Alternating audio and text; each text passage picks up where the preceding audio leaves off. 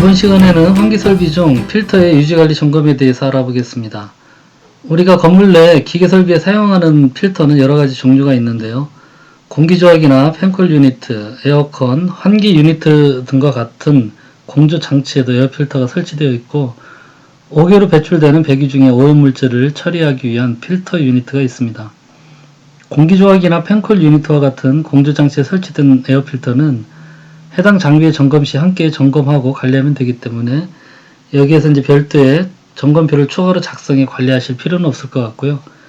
실내 공기나 배기 중의 오염물질을 처리하기 위한 필터 장치로는 대표적인 것이 악취나 오염물질을 제거하기 위한 탈취기나 필터 유니트가 있습니다.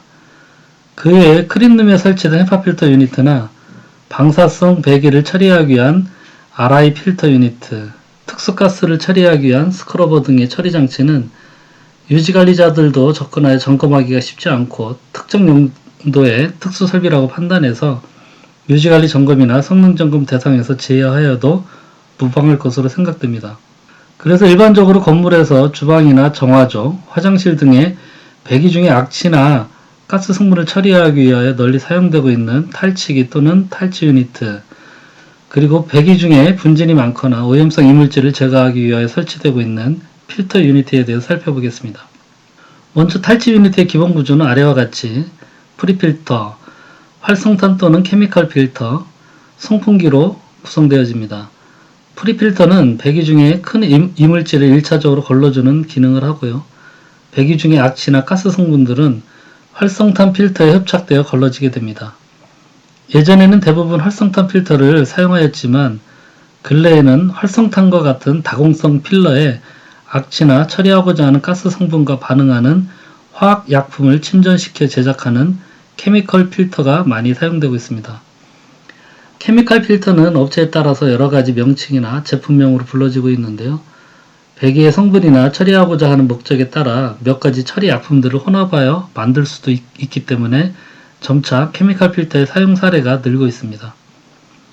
메인 필터의 전후단에는 필터의 오염 정도나 교체 시기를 판단하기 위하여 차압 게이지가 설치되는데 자동 제어 쪽에서 전자식 센서를 설치하여 원격으로 확인하도록 하는 사례도 많이 있습니다. 송풍기는 필터 유니트에 내장되어 제작되기도 하고 아니면 필터 유니트와 별도로 설치되기도 합니다.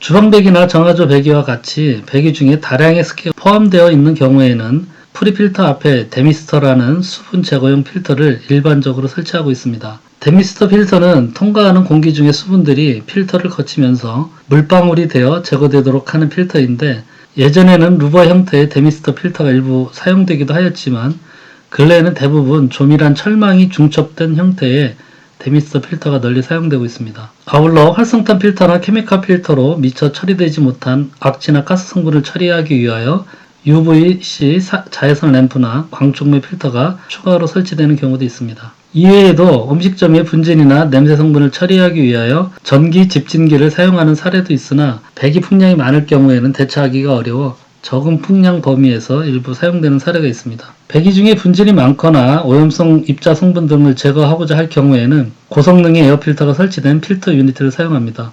배기가 위해성이 없다면 프리필터에 미디엄 필터나 백필터를 조합한 필터 유니트를 사용하지만 감염이나 위생상의 문제가 있다면 헤파 필터가 설치된 필터 유니트를 사용합니다. 이 경우 헤파 필터 앞부분에 미디엄 필터가 설치되는 경우도 있고 그렇지 않은 경우도 있으며 살균을 위한 살균 램프가 추가로 설치되기도 합니다. 환기 설비의 그 필터 유니트의 점검 내용에 대해서 살펴보겠습니다. 먼저 외부의 케이싱에 손상이 되거나 변형이 갔다든지 또는 부식이 간 부분이 없는지 이제 확인해 보시면 되겠고요. 이제 지금 보시는 장비 같은 경우에는 스테인리스 재질로 만들어졌기 때문에 지금 상당히 이제 양호한 상태인데 일부 이제 스틸로 만들어졌다든지 또 일부 부속들이 스틸로 되어 있는 경우가 있습니다. 대체적으로 옥상에 노출돼서 설치되기 때문에 그런 부분들의 부식이나 고정 상태들을 확인해 보시면 되겠고요. 또 이런 케이싱의 연결 부분이나 덕트 연결 부분, 그 다음에 캔버스 이음이 있다면 그런 부분에서 누설되는 부분이 없는지 확인해 보시면 되겠습니다.